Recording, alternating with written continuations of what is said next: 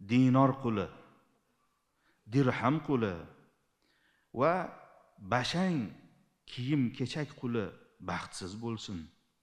Agar unga berilsa rozi bo'ladi, berilmasa g'azab qiladi, baxtsiz bo'lsin, yuz tuban yiqilsin, tikon kirsa chiqmasin degan ekanlar. E'tibor berilsa, mazkur hadisi sharifda Nabiyimiz sallallohu alayhi va sallam mol dunyoni quliga aylangan odamlarning oqibati va taqdiri qanday xunuk bo'lishi haqida sizni bizni ogohlantirmoqdalar.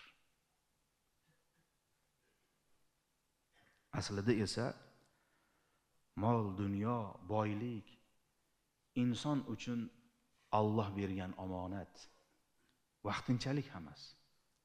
Shu bilan birgalikda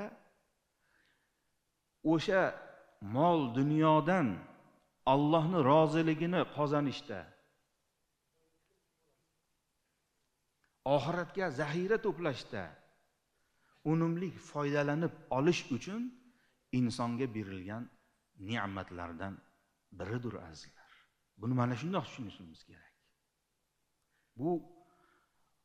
Bu dunyoda kayf sayofo qilishligi uchun, unga qul bo'lishimiz uchun beriladigan narsa emas, balki bu Alloh taoloning roziligini qo'lga kiritishimiz uchun, oxiratda ulug' ajr mukofotlarni qo'lga kiritishimiz uchun, oxiratimizga zaxira to'plashimiz uchun berilgan bir imkoniyat, Alloh taoloning ne'mati.